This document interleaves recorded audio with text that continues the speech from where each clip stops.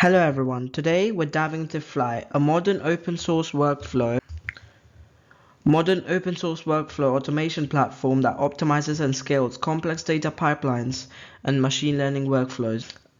Originally developed at Lyft, Flyte was created to address scaling and resource challenges, and today it's a fully open source solution.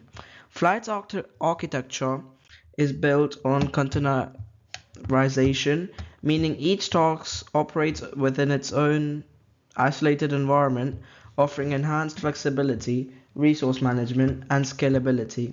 At its core, Fly is structured around workflows, tasks, and data. Each component is purpose-built to simplify and streamline the process of building reliable, reusable workflows.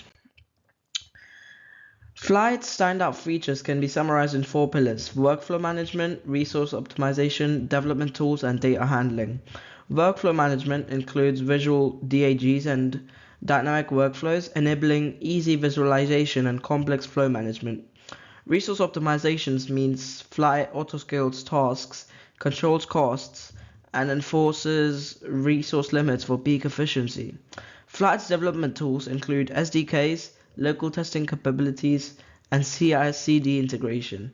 Lastly, data handling with Flyte includes version control, caching, and type checking for robust data integrity across workflows. Compared to alternatives like Airflow, Kubeflow, and Argo, Flyte's container native design, strong version control, and type safety make it an exceptional choice. It also supports local development for easy testing, and multi-language support provides added flexibility. Finally, Flyte is ideal for a range of use cases, including machine learning, covering training pipelines, featuring engineering, and development deployment. Data processing, simplifying ETL, data transformation, and batch processing.